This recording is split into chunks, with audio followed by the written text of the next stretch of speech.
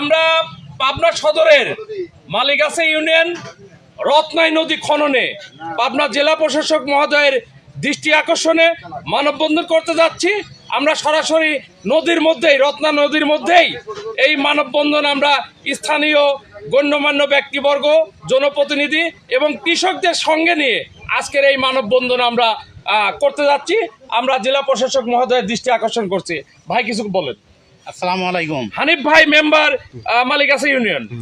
হ্যাঁ, পাবনার রত্নাই নদী দাপুনিয়া হইতে শুরু করে পাবনা সদর উপজেলার আতাল্লাপুর ব্রিজ পর্যন্ত এর মধ্যে অসংখ্য বাঁধ দিয়ে পানি আটকে মাছ আবাদ করা হচ্ছে, যার কারণে এর পার্শ্ববর্তী বিল অঞ্চলগুলোর পানিতে ডুবে থাকে, যার কারণে কৃষকের চাষাবাদে ব্যাহত হচ্ছে। তাই এই বাঁধগুলো অপসারণ সহ নদী খননের জন্য সরকারের ঊর্ধ্বতন কর্তৃপক্ষ সহ সবার সুদৃষ্টি কামনা করছি। এই পর্যায়ে আনোয়ার ভাই একটু কথা বলেন। আমাদের এই পাবনার সদর উপজেলার মালিগাছা ইউনিয়নের মজিদপুর তারা মসজিদ, এখান থেকে শুরু করে বিভিন্ন লোকজন ভোগ দখল করে খাচ্ছে, জায়গায় জায়গায় মাছ আবাদ করে খাচ্ছে। এর কারণে এই রত্নাই নদীটার পানি বাড়াচ্ছে না।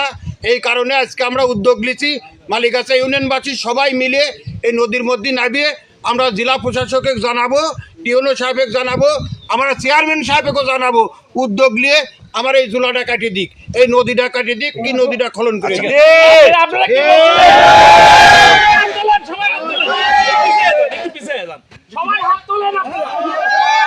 এখানে প্রায় শত শত কৃষকেরা যারা এই নদী